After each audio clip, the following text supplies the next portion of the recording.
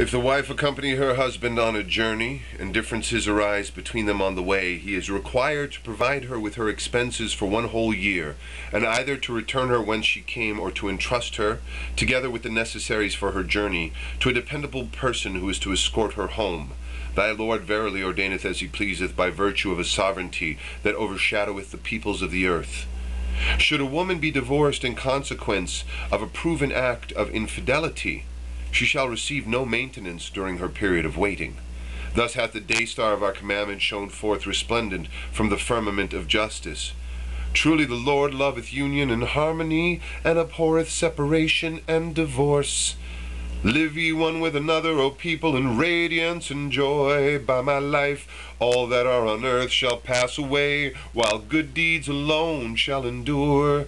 To the truth of my words God doth himself bear witness. Compose your differences, O my servants, then heed ye the admonition of our pen of glory, and follow not the arrogant and wayward.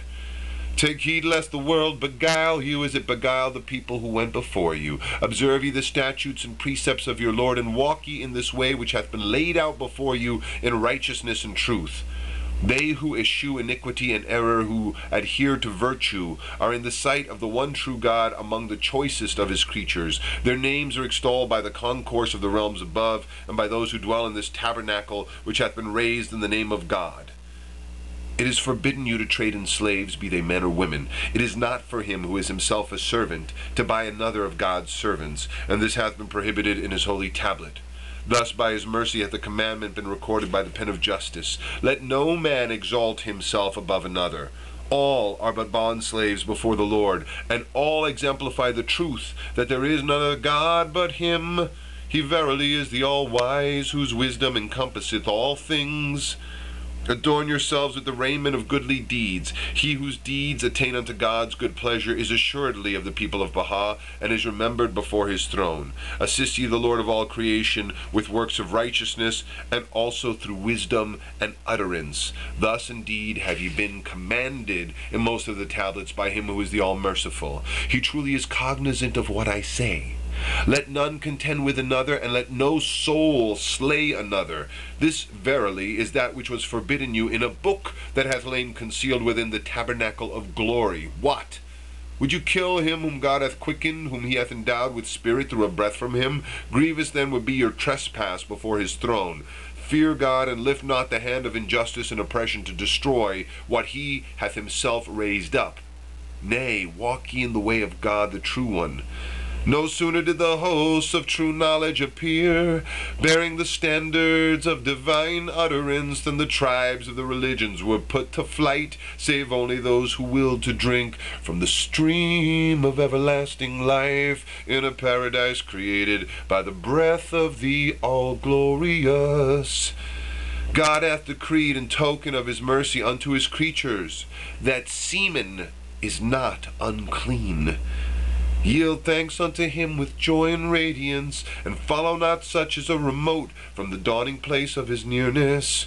Arise ye under all conditions to render service to the cause, for God will assuredly assist you through the power of his sovereignty, which overshadoweth the worlds.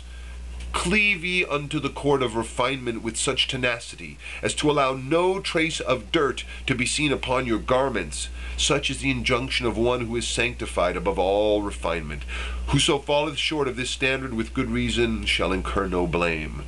God verily is the forgiving, the merciful.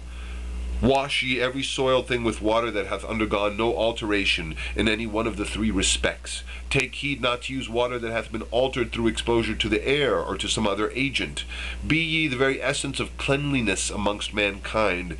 This truly is what your Lord, the incomparable, the all-wise, desireth for you. God hath likewise, as a bounty from his presence, abolished the concept of cleanness, whereby diverse things and peoples have been held to be impure. He of a certainty is the ever-forgiving, the most generous. Verily, all created things were immersed in the sea of purification when on the first day of Rezvan we shed upon the whole of creation the splendors of our most excellent names and our most exalted attributes.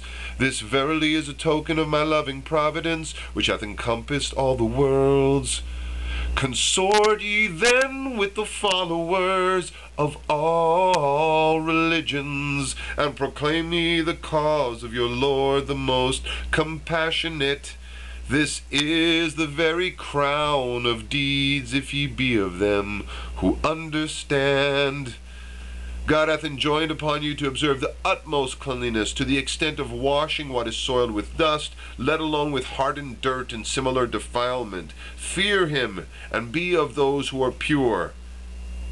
Should the garb of anyone be visibly sullied, his prayers shall not ascend to God, and the celestial concourse will turn away from him. Make use of rose water and of pure perfume. This indeed is that which God hath loved from the beginning that hath no beginning, in order that there may be diffused from you what your Lord, the incomparable, the all-wise, desireth. God hath relieved you of the ordinance laid down in the Bayan concerning the destruction of books. We have permitted you to read such sciences as are profitable unto you, not such as end in idle disputation. Better is this for you, if you be of them that comprehend.